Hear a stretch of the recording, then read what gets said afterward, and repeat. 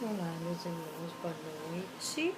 Estamos aqui novamente para dar continuidade no estudo do livro Céu e Inferno, ou a Justiça Divina segundo o Espiritismo.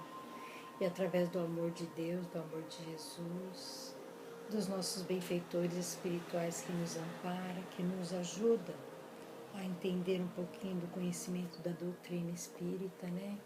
De propagar, né, de amai-vos, instruí-vos, né, partilhando um pouquinho do nosso saber, dos nossos estudos e agradecendo com a nossa prece de amor, de caridade, pedindo auxílio dos benfeitores amigos para que possam nos amparar, nos acolher nessa leitura, para que cada leitura que fazemos, nosso grupo, nós possamos verdadeiramente doar o que nós temos de melhor, no amor, na caridade, no sentimento de abnegação e auxílio e entendimento ao próximo. Muito obrigada aos benfeitores da nossa Casa Espírita, ao Centro Espírita Eurípides Barçanufo e a toda a pleide espiritual que nos acompanha, nos assistindo, para que possamos, junto no amor de Deus, de Jesus, caminhar nesse processo evolutivo. Que assim seja, graças a Deus, graças a Jesus.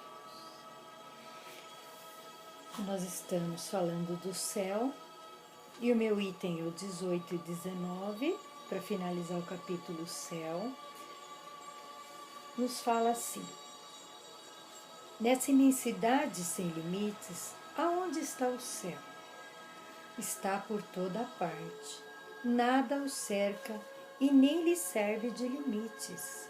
Os mundos felizes são as últimas estações do caminho que ele conduz. As virtudes favorecem a caminhada e os vícios impedem o seu acesso.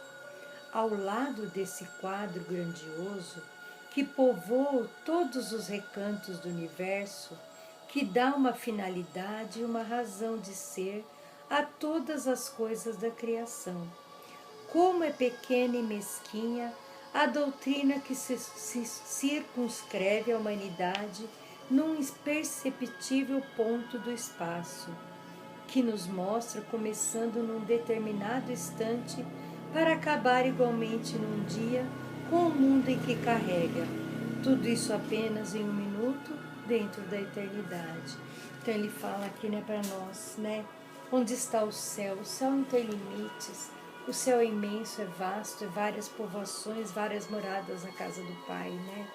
Então ele fala assim, como é triste algumas doutrinas que ainda acham que não tem mais nada além da Terra, que aqui para tudo, né? Sem uma finalidade, sem um propósito adiante pelo mundo espiritual que tem uma grandeza maior e nas moradas do Pai, né? E como é triste, fria e glacial, essa doutrina quando nos apresenta todo o resto do universo antes, durante e após a existência da humanidade terrena. Sem vida, sem movimento, com o imenso deserto mergulhado no silêncio. Como é desesperadora ao afigurarmos um pequeno número de eleitos entregue à contemplação perpétua, enquanto na maioria das criaturas condenadas ao sofrimento sem fim. Como é pungente para os corações amorosos a barreira que coloca entre os mortos e os vivos. Então aqui ele também fala, né? Como que pode achar que uns vão para o céu e outros vão continuar infelizes para o resto da vida? Como é triste essas doutrinas que encerram nesse conteúdo de que nada além mais tem para nós, num universo tão grande, como a gente viu nas leituras atrás dos nossos irmãos que falam de tanta grandeza, de onde vai habitar, de várias moradas, né? De mundos felizes, mundos infelizes, né? Então a felicidade vai depender de cada espírito de fazer o seu melhor aqui, né? Que a gente sabe que tem uma sequência pela nossa doutrina de amor e de caridade que a gente está aprendendo, né, no nosso conteúdo espiritual. E as almas felizes, dizem, só pensam na sua felicidade enquanto as infelizes nas suas penas. É de admirar-se que o egoísmo reine sobre a terra, quando nos mostra o próprio céu. Como, pois, é estreita a ideia que ela nos oferece na grandeza e no poder da bondade de Deus. Então, Deus é tão misericordioso e tão grande que nos mostra que tem muito além, né? Muito além, muitas moradas, muitas virtudes na espiritualidade. Por isso que a gente tem que trabalhar muito com a nossa virtude, com tudo que a gente tem de potencial de melhor, para uma encarnação melhor, para ajudar, mesmo que a gente vá para uma dimensão ainda mais inferior, a gente ainda vai conseguir sair dessa dimensão para poder evoluir outra vez uma nova reencarnação e poder também ajudar, né? E como aqui atrás fala que a Terra é um dos planetas ainda muito atrasado por ser um planeta de provas e expiações. Por isso que reina tanta desigualdade, tanta maldade, tanta coisa errada ainda está imperando na nossa Terra, por ela ser ainda um pouco inferior, né? Para que a gente possa ajudar nesse processo evolutivo e não deixar que a bondade de Deus nos segue pela maldade humana que a gente está vendo aqui e desistir de nosso conteúdo de evolução. E ainda nos fala que como é sublime, ao contrário, que o Espiritismo nos proporciona. Como a sua doutrina engrandece os conceitos e nos alarga o pensamento. Quem nos diz, porém, que ela é verdadeira? Primeiramente a razão, e em segunda a revelação, e depois a sua concordância com o desenvolvimento da ciência.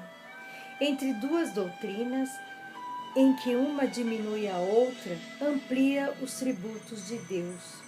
Uma está em desacordo com a harmonia com o progresso, e uma permanece no passado e a outra marcha para o futuro.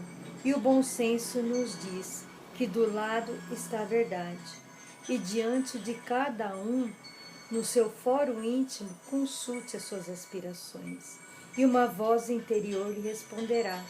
As próprias aspirações são a voz de Deus, que não nos pode enganar os homens. Então, olha só como fala das doutrinas, né? Umas, a nossa espiritual, a doutrina espírita, nos dá a revelação, a certeza de uma vida a seguir, de um processo de melhora. Outras se encerram no nada. E ele fala assim que a gente não pode jamais deixar que a voz de Deus deixe de falar no nosso conteúdo, que é aquela voz silenciosa, que a gente escuta, que quando a gente está no caminho do bem, tudo vai prosperando, tudo vai fazendo e vai puxando você para o caminho mais evolutivo, né? E que a gente não esqueça, não deixe isso esmorecer dentro de nós. Essa voz de Deus, junto com essa doutrina abnegada que nós caminhamos, que ela está dando esse conteúdo de seguimento para uma morada mais feliz no plano do Pai. E poder ser instrumento de ajuda espiritual, como eu falo.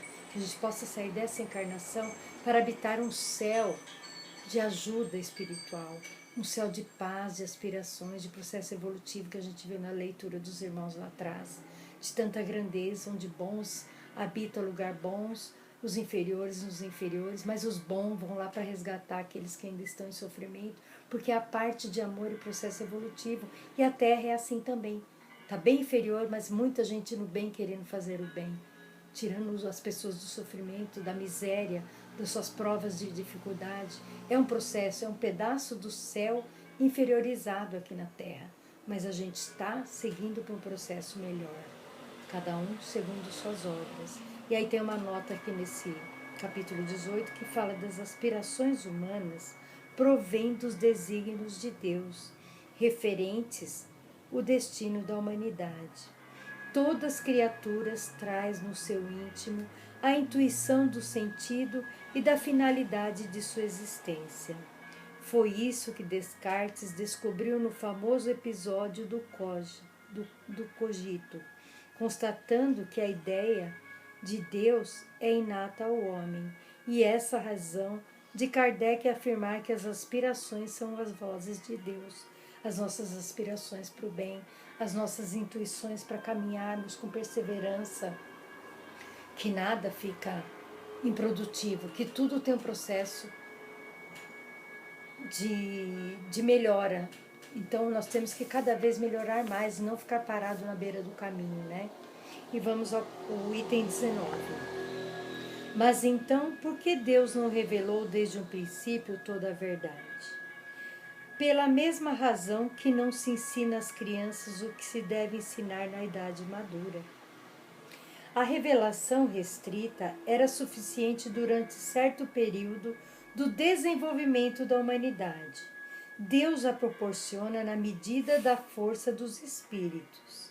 Estes recebem hoje uma revelação mais completa dada pelos mesmos espíritos, que já deram uma revelação parcial em outro tempo, porque desde então desenvolveram-se as inteligências. Então nada fica inativo.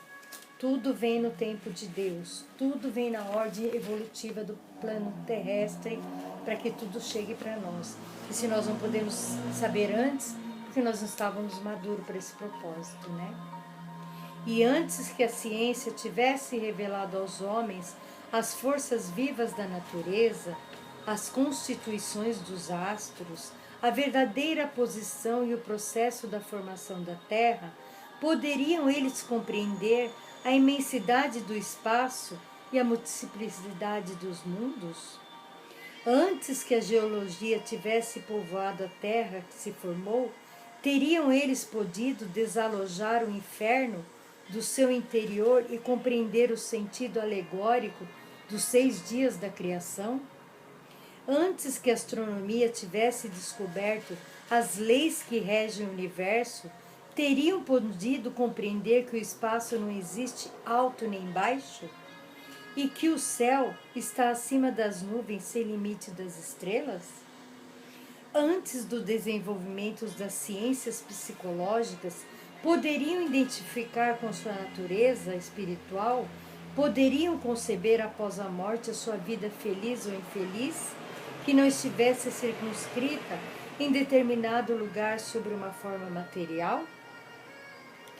Não, compreendendo mais belos sentidos do que pelo pensamento, o universo era demasiado e vasto para essa compreensão, sendo necessário reduzi-lo a proporções menores para que se pudesse caber à sua perspectiva mental, reservando-se para mais tarde a sua verdadeira compreensão. Uma revelação parcial tinha, portanto, a sua utilidade. Era prudente então, mas hoje é insuficiente. O erro está em se querer, não levando em conta o progresso e a cultura, e governar os homens amadurecidos com os preceitos que se aplicavam na infância. E ver no capítulo Evangelho segundo o Espiritismo que fala, né, que há muitas moradas na casa do Pai, porque cada um no seu processo evolutivo. Que adiantaria nós sabermos tudo antes se a nossa inteligência ainda estava desprovida de conhecimento para atingir esse processo, de entender de várias moradas na casa do Pai, de céu e mundos felizes, mundos infelizes, que esse capítulo fala isso, né? Há muitas moradas na casa do Pai, tem muitos mundos felizes e mundos infelizes, onde habitam aqueles que fizeram mal, que não fizeram o seu bem que tinham que ter feito aqui na Terra.